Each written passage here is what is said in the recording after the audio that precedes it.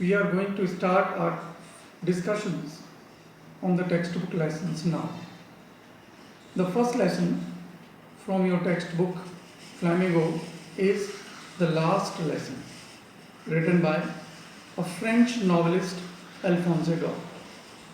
Let me tell you something about the theme of the lesson first. I hope all of you love your mother language. And why not? Mother language is the language of one's identity, pride, and emotions. Suppose somebody, by some authority, force, or power, takes away your right of your learning your mother language, then it will definitely inflict a pain upon you. You would not like it. You will suffer. The lesson deals with this pain only. We need to go back into the history to know this pain. If you read the introduction of the lesson, it's clearly given. Okay, the last lesson is set in the days of the Franco-Prussian War. The war fought between the French and Prussia, that is Germany now, German armies. And this war was fought in 1870-1871. The result of the war was that French were defeated by the Prussians, that is Germans. As a result of the war, two important territories of France, Alsace and Lorraine, were captured by the German, that is Prussian armies. So it is very clear to understand that these two territories, Alsace and Lorraine, they were no more French territories, but they became German, or you can say French territories. German territories. No more French territories, they became German territories now. Apart from so many different orders, an important order came from Berlin, from Germany, and that was the people of Alsace and Lorraine could not learn their mother language, that was French. They were supposed to learn German language now. This inflicted pain upon the people. They realized when there was time, they did not value their mother language, that was French. They did not go to the school. They did not value their teacher. And now the time has come, no more French language will be taught to them. They realize the importance of mother language. So this pain has been very well described in the lesson. Two important characters. First one, a small school-going boy, French. He is the central character of the story. He is a boy who never understood the value of the mother language. He avoided going to the school. He avoided learning. He avoided the teacher, the school, his textbooks. He wanted to go out and enjoy. All of a sudden, when he comes to know that no more French language will be taught to them, he feels pain, and that pain has been described. Another very important character is the teacher, the French teacher, and his name is M. Hamel. So we will see the interaction of these two characters. Other characters of the story are the people living in these two territories, Alsace and Lorraine. So let me start first few important discussions on the lesson. French is the narrator of the story. I hope you have all read it.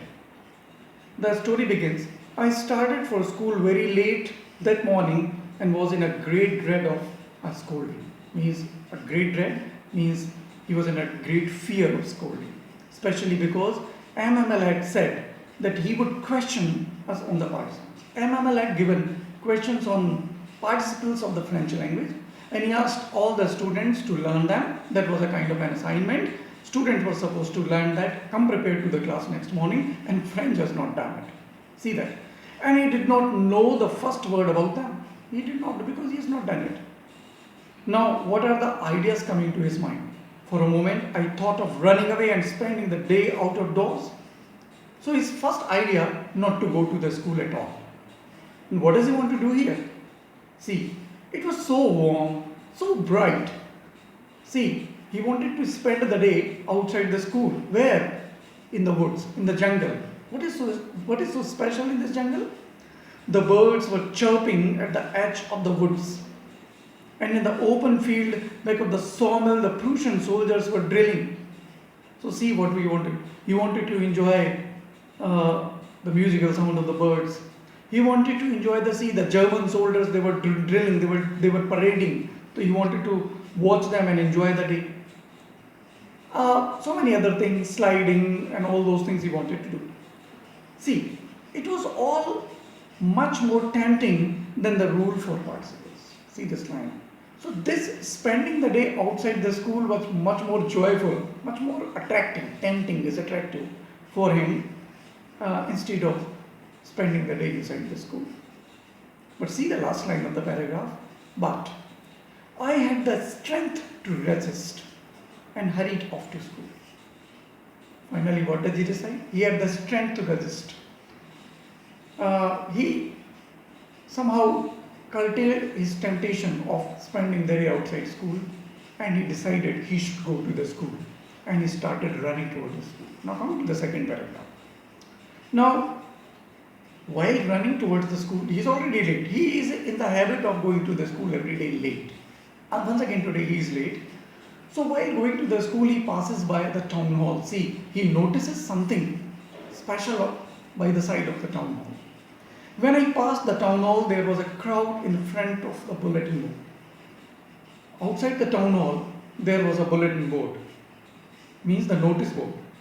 For the last 2 years, all our bad news had come from them. See the bad news. This bulletin board, this notice board was the source of all the bad news that came from the German authorities to these French people. See, what were those bad news? The lost battles, the draft is order, the orders of the commanding officer of the Prussian armies. So, bad news. I thought to myself, without stopping, what can be the matter now? Another bad news could be. But he has no time to go and see what is the bad news. Then I hurried by as fast as I could go. See, somebody stops him. And see, who is this? The blacksmith. His name is Watcher, who was there. And he was there with his apprentice. Apprentice means a trainee. He was a trainee under him. Both of them were reading the bulletin. He called after me. He called, friend, don't go so fast, Ba.